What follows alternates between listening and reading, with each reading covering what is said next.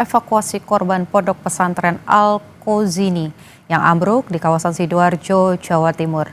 Visual yang Anda saksikan, saudara, ini merupakan visual terbaru di mana proses evakuasi ini masih terus dilakukan, namun karena ada puing-puing yang menutupi jalur masuk ke titik-titik yang diduga merupakan titik korban berada, maka 3 alat berat ini dikerahkan oleh tim SAR gabungan untuk membersihkan puing-puing. Dan untuk mengetahui informasi terbaru dari proses evakuasi korban pondok pesantren Al-Kozini yang ambruk di Sidoarjo, Jawa Timur, kita akan berbincang dengan Kepala Pusat Data dan Informasi Badan Nasional Penanggulangan Bencana, Abdul Muhari. Selamat siang, Pak Aan. Selamat siang, Putu. Ya, kita sudah 6 hari melakukan proses evakuasi, kita ikuti sama-sama, sekaligus kami juga mau mengkonfirmasi, terakhir disampaikan ada penambahan 1 korban meninggal dunia dan masih ada 26 yang hilang. Nah, dari data BNPB sendiri, untuk data terbarunya seperti apa, Pak? Apa betul ada 26 korban yang masih dinyatakan hilang?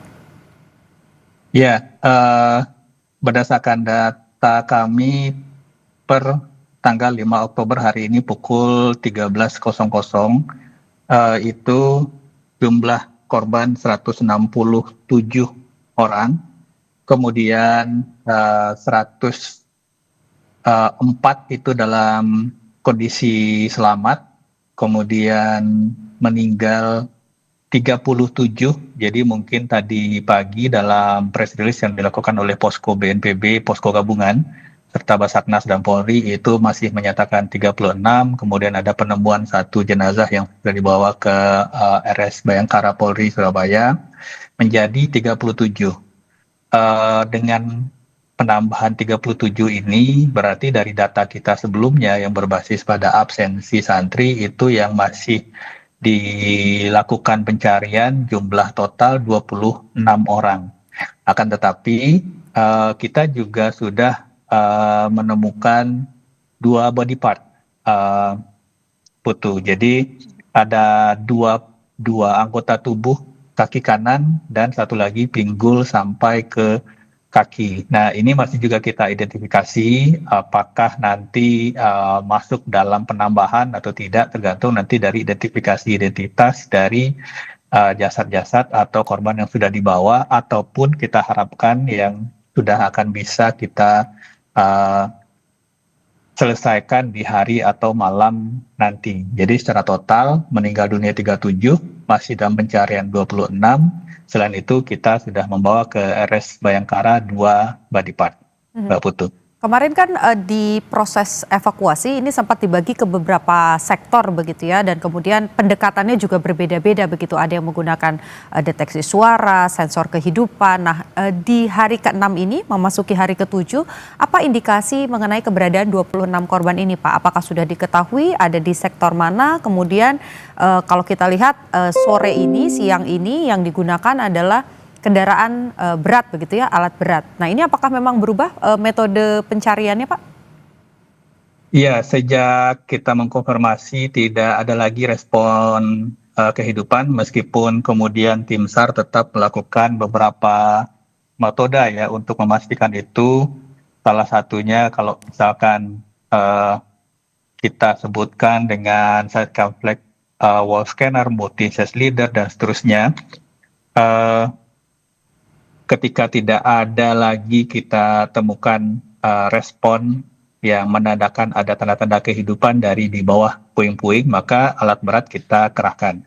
Nah, tetapi kendala di lapangan itu sebenarnya hanya tinggal mempertimbangkan 1 hal. Jadi dalam visual seperti ini sebelah kiri layar pemirsa ini itu ada 1 segmen yang itu masih tersambung dengan bangunan yang masih berdiri saat ini. Jadi ada rangkaian betonnya yang masih tersambung dengan bagian di sebelahnya, bagian yang bangunan yang masih berdiri. Sehingga untuk melakukan pemotongan itu, tim SAR meminta pertimbangan kepada ahli struktur yang sudah juga mendampingi kita dari hari kedua dari Institut Teknologi 10 November Surabaya, bagaimana supaya ini benar-benar kita pastikan aman, jadi pemotongan nantinya itu tidak berpengaruh pada stabilitas dari gedung atau bangunan yang tersangkut atau yang terkait ikatan betonnya. Nah, di segmen ini aja terakhir terakhir pencarian kita. Segmen sebelahnya itu udah clear, udah rata dengan tanah. Kalau ini bisa kita selesaikan, insya Allah itu kita sudah bisa selesaikan seluruh pencarian, Pak Putut. Oke, boleh dijelaskan juga Pak supaya kami ada gambaran gedung yang tersambung dengan lantai yang rubuh ini merupakan gedung apa Pak? Apakah masih ada aktivitas di sana atau disterilisasi karena masih rawan runtuh? Seluruh aktivitas di sini sudah disterilisasi. Jadi tidak ada lagi aktivitas baik itu di gedung-gedung yang masih ada tidak terdampak pun sekarang sudah disterilisasi. Jadi tidak ada aktivitas belajar mengajar di lingkungan Ponpes Al-Khouzini ini dari hari pertama kejadian. Tetapi yang harus kita pertimbangkan bahwa tim personil di lapangan tentu ada di sekitar ini. Dan juga keberadaan atau lokasi dari gedung Ponpes ini itu sangat menempel dengan rumah masyarakat di pinggir-pinggirnya, di luar kawasan. Nah, ini harus kita pertimbangkan ketika kita nanti menarik coran beton dari posisi saat ini, itu jangan sampai kemudian menggeser atau men-trigger rubuhnya gedung yang masih terikat ikatan betonnya dengan lantai coran beton yang saat ini sudah ambruk. Itu saja yang jadi proses pemotongan dari ikatan ini, nanti proses pemotongan tiang-tiang bajanya, tiang-tiang besinya itu benar-benar kita tidak karena tim Basarnas bukan ahli struktur, maka kita juga meminta pendampingan dari ahli struktur yang benar-benar berpengalaman yang bisa menjamin tidak hanya keselamatan struktur di sebelahnya tidak ikut ambruk, tapi juga keselamatan personel semua yang masih bekerja di lapangan, Pak Putu. Oke, semua keselamatan termasuk juga tim SAR gabungan di lapangan harus menjadi faktor utama yang dijaga ya Pak Aan. Nah, yang kemudian jadi pertanyaan juga nih Pak, ini kan banyak keluarga yang masih sangat berharap untuk bisa segera bertemu dengan keponakannya, dengan anaknya yang sampai dengan hari ini masih dinyatakan hilang. Berkaitan dengan proses penggunaan alat berat. Apakah tadi disampaikan bahwa ya ini sudah tidak ada tanda-tanda kehidupan, maka kemudian alat berat dikerahkan. Nah, apakah ini juga penggunaan alat berat ini sudah juga dengan seizin atau sudah berkomunikasi dengan pihak keluarga, Pak? Ya, dalam setiap tahapan tim SAR selalu berdiskusi dan minta persetujuan dari keluarga inti, orang tua dari santri. Dan kita juga selalu menyampaikan langkah-langkah yang akan kita ambil pada hari yang bersangkutan itu pada pagi hari. Pada pagi hari ketika kita melakukan press conference di pagi hari. Apa yang akan kita lakukan, bagaimana metodenya, di segmen-seksi mana yang akan kita prioritaskan, dan seterusnya. Nah, memang dalam 3 kali 24 jam pertama, pertimbangan kita itu kita masih menemukan respon dari santri yang terjebak di bawah reruntuhan. Dan ini sudah disisir dari 8 sisi, tentu saja ketika kita berbicara operasi pencarian dan penyelamatan, namanya juga operasi pencarian dan penyelamatan, diselamatkan. Artinya hidup harus diselamatkan. Nah, ini menjadi prioritas. Ketika kita mau mengakselerasi proses itu, maka kita berhadapan dengan tadi yang seperti saya bilang, ada komponen-komponen yang tidak bisa serta-merta kita angkat begitu saja dengan menggunakan alat berat. Karena kita harus bayangkan ada beton coran 40 cm, 3 lapis di atas itu ambruk ke bawah. Sehingga kalau kita tarik, kita salah menarik segmen, bisa-bisa kemudian upaya pencarian berakibat pada fatalitas yang baru. Nah, inilah kemudian pada 3 kali 24 jam pertama itu tim kemudian memutuskan caranya manual.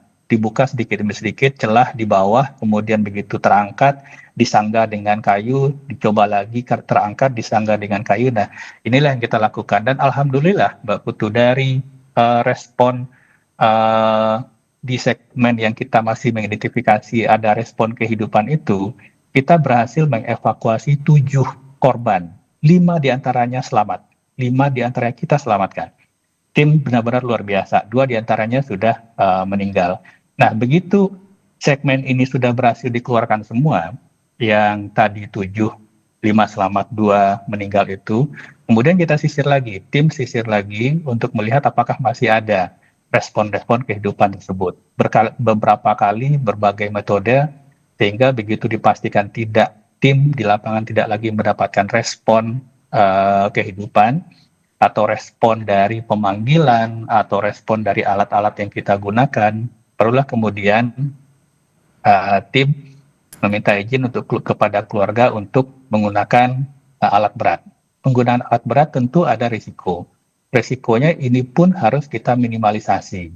Karena bagaimanapun ketika kita mengevakuasi atau mengangkat struktur-struktur beton yang beratnya mungkin di atas 10, di atas 20 ton, itu juga tidak bisa serta-merta. Harus di-cutting dulu, harus dipotong dulu. Jadi 1 hingga 2 ton ini yang kemudian diangkat. Kenapa harus di-cutting dulu? Karena supaya nanti ketika kalau kita lakukan pengangkatan secara sporadis, ini juga akan ambruk ke bawah. Nah, nanti juga akan menimbulkan masalah baru untuk nanti mengidentifikasi korban. Sehingga ini yang tahapan demi tahapan, tapi tahapan ini juga kita akselerasi, tim bekerja 24 jam di lapangan. Kita bisa bayangkan 24 jam di lapangan. Jadi benar-benar ini sebenarnya sudah hampir seluruh kemampuan yang bisa kita lakukan itu benar-benar kita lakukan agar tidak hanya percepatan proses yang merupakan harapan dari orang tua, dari santri korban ini yang bisa kita wujudkan, tetapi keseluruhan proses bisa kita percepat dan keamanan tim di lapangan bisa kita pastikan, Mbak Putu. Oke, berarti targetnya kalau untuk hari ini memang akan fokus untuk membersihkan puing-puing dan juga menyelesaikan 3 lantai beton yang patah itu ya Pak ya, baru nanti akan dilanjutkan lagi ketika jalanan atau jalurnya sudah mulai terbuka lagi, baru akan mulai dievakuasi secara manual lagi, begitu Pak? Itu sudah terakhir, jadi kalau misalkan yang segmen yang masih menempel di gedung itu bisa kita potong, segmen betonnya atau reruntuhan puingnya bisa kita angkat, tidak menempel lagi, itu udah segmen terakhir, itu udah bisa kita pastikan, bisa kita angkat dan kita harapkan semua sudah bisa kita ratakan dengan tanah. Kalau semua sudah bisa kita ratakan dengan tanah, artinya kita sudah bisa membersihkan seluruh tempat di mana kita identifikasi korban terperangkap, Mbak Putu. Oke, yang jadi pertanyaan juga tadi kami sempat berbincang dengan keluarga korban yang ada di posko adalah terkait dengan waktu dan juga proses pencarian peristiwa ini atau insiden ini. Kalau dari BNPB sendiri mentargetkan proses pencarian ini akan dilakukan hanya 7 hari, 14 hari, atau seperti apa Pak jangka waktunya nanti? Kalau SOP dari satu operasi pencarian dan penyelamatan itu 7 kali 24 jam. Tetapi kemudian sekiranya masih ada indikasi lokasi yang ada korban di satu titik yang belum terjangkau, maka itu akan diteruskan sampai seluruh titik yang diduga masih terdapat korban itu bisa kita bersihkan dan seluruh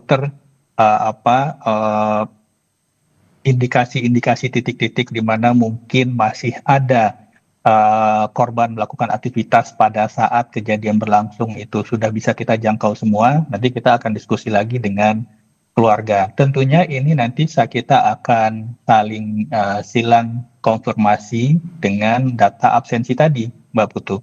Jadi nanti dari keseluruhan, kalau misalkan secara fisik dari jasad sudah memenuhi angka tadi, biasanya itu tidak akan persis ya. Bisa jadi lebih atau bisa jadi kurang. Ketika misalkan sudah semua lokasi sudah kita bersihkan, tapi ternyata angkanya nggak match, nanti kita akan berdiskusi lagi dengan pengurus Ponpes dan kita akan berdiskusi juga dengan orang tua. Pengurus Ponpes kita perlukan nanti di mana lagi titik-titik yang memang memungkinkan aktivitas santri yang pada saat nanti operasi kita sudah selesaikan itu masih belum atau diduga masih ada satu titik dan seterusnya. Kira-kira prosesnya demikian, Mbak Putu. Oke. Pak Aan, di area pondok pesantren ini kan juga ada posko yang kemudian ditinggali oleh keluarga korban. Yang kemudian menjadi pertanyaan tentu saja dari insiden ini bukan hanya mengembalikan kesehatan fisiknya saja, tapi juga mentalnya, baik untuk keluarga korban, apalagi untuk korban yang selamat. Nah, dari BNPB sendiri, apakah ada pendampingan psikologis untuk keluarga korban ataupun juga korban selamat? Ya, dalam satu operasi kedaruratan bencana kita sudah punya klaster-klaster yang berkaitan dengan kementerian, lembaga, atau badan yang memang mempunyai tusi di situ. Saat ini BNPB dan Basarnas fokus pada operasi pencarian dan pertolongan, tetapi termasuk juga menyediakan dukungan dalam konteks ini logistik dasar permakanan dan non-permakanan bagi keluarga yang masih ada di lokasi, mungkin yang mendampingi atau menunggu hasil operasi pencarian. Kita sudah menggeser atau mendropping dan saat ini sudah digunakan uh, matras, selimut, dan seterusnya, logistik permakanan maupun non-permakanan. Nah, untuk antisipasi trauma psikososial dan kemudian juga tentu saja ada permasalahan-permasalahan berkaitan dengan psikologis sebagai orang tua ya, artinya sudah sekian lama menunggu proses, masih belum ada anak yang masih belum diketahui kabarnya dan seterusnya. Memang ini menjadi ujian buat kita semua ya, dan kami tentu saja tetap memohon kesabaran bagi orang tua santri yang terdampak pada kejadian ini. Mohon percayakan kepada kita prosesnya. Ini satu hal yang mungkin kita perlu sampaikan juga, Mbak Putu, bahwa tim SAR yang bekerja di sini adalah tim SAR yang benar-benar sangat profesional di bidang ini. Mereka tidak hanya pernah kita deploy, pernah beroperasi di Indonesia, tetapi juga Masukan ataupun juga pengingat lah supaya lembaga pendidikan, entah itu pondok pesantren ataupun sekolah-sekolah yang memang mondok begitu, supaya peristiwa ini bisa tidak terjadi lagi. Apa yang harus dilakukan, Pak? Apakah memang harus ada audit struktur bangunan, kemudian misalnya kolaborasi begitu untuk memantau bagaimana kesehatan dalam tanda kutip bangunan-bangunan yang akan digunakan oleh santri-santri ataupun juga anak-anak ketika sekolah? ya, sebenarnya ini lebih banyak kalau kita berbicara teknis, sudah pasti jawabannya ini adalah gagal struktur. Gagal struktur secara total. Kita bisa lihat tebal, ini yang di visual sekarang ini tebal corannya mungkin hingga 60 cm, hampir setengah tinggi orang dewasa, tetapi besi yang dipakai mungkin besi yang tidak sesuai dengan kriteria pembebanan yang harus digunakan dengan kondisi cor seperti itu. Dan ini ada 3 lantai dan seterusnya. Jadi kalau kita berbicara teknis, ini gagal struktur. Kalau gagal struktur itu pasti perencanaan dan pelaksanaan pembangunan yang tidak tepat, tidak sesuai dengan sebagaimana mestinya. Nah, tetapi lebih jauh dari itu, ini sebenarnya lebih banyak didorong oleh permasalahan sosial sebenarnya. Permasalahan sosial yang artinya memang hampir semua proses kalau kita bicara rural area di Indonesia atau bahkan di perkotaan, rumah-rumah masyarakat yang sifatnya aset pribadi atau aset kelompok itu mungkin dibangun sendiri oleh secara pribadi atau kelompok itu sendiri. Hal-hal seperti ini tentu saja harus kita pertimbangkan ke depan. Kalau misalkan itu berkaitan dengan aset pribadi, ya mungkin yang akan berisiko adalah diri sendiri atau keluarga.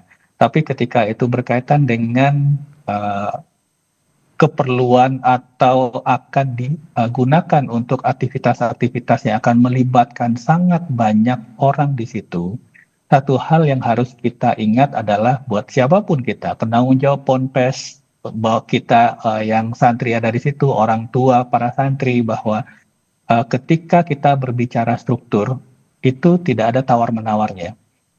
Bahwa kesalahan kita dalam memastikan struktur itu kuat akan berakibat pada fatalitas yang mungkin berakibat pada kematian puluhan orang yang akan beraktivitas di situ. Jadi ketika kita berbicara struktur yang akan digunakan secara publik, aktivitas sekian banyak orang, maka keselamatan, kesesuaian, kedetilan, dan perhitungan-perhitungan sebagaimana mestinya struktur itu dibangun harus kita lakukan, Mbak Putu.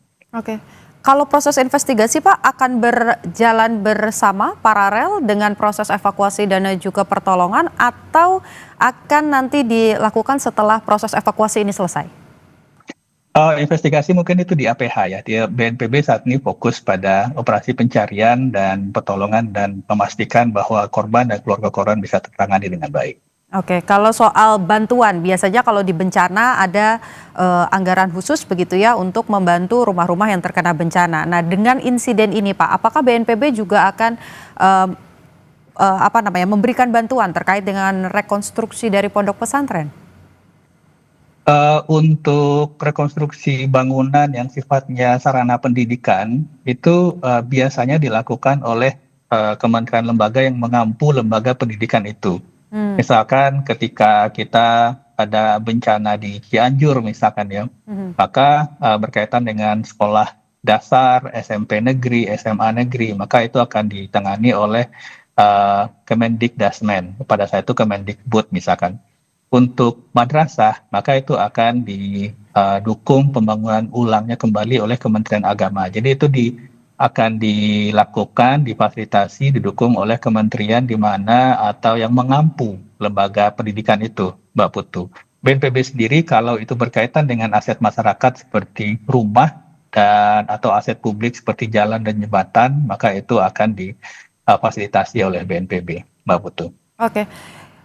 Salah satu hal yang kemudian menarik juga Pak di posko ini ada masyarakat yang kemudian datang begitu untuk memberikan bantuan pakaian, memberikan bantuan makanan dan juga minuman untuk keluarga dan juga kerabat yang saat ini masih menunggu di posko. Nah, untuk masyarakat Pak yang ingin berkontribusi ataupun juga memberikan update informasi, apa saluran resmi dari BNPB untuk informasi-informasi real time begitu dengan adanya insiden Ponpes Al-Kozini ini Pak?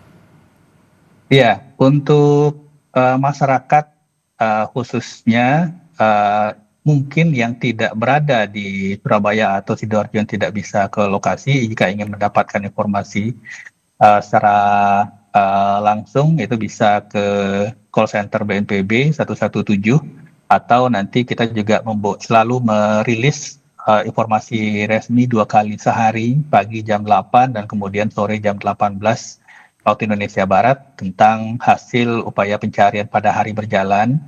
Tetapi bagi masyarakat yang mungkin bisa ke lokasi yang ingin menyalurkan donasi dan seterusnya, ada posko gabungan di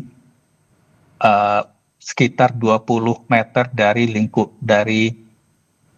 lokasi pencarian, itu posko gabungan BNPB, Basarnas, Kementerian Sosial, dan seluruh stakeholder pemerintah Jawa Timur, Pemkab Sidoarjo.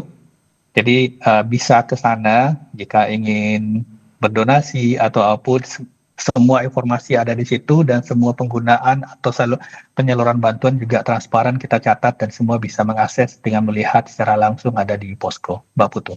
Oke, baik. Terima kasih sudah berbincang dengan Kompas TV. Kita tadi banyak berbicara dari mulai proses evakuasi sampai dengan bagaimana target dalam waktu dekat. Kepala Pusat Data dan Informasi Badan Nasional Penanggulangan Bencana, Abdul Muhari, terima kasih sudah berbagi dengan Kompas TV. Kita harapkan proses evakuasi segera selesai, korban bisa ditemukan dan juga segera kembali ke keluarga. Terima kasih, Pak Abdul Muhari.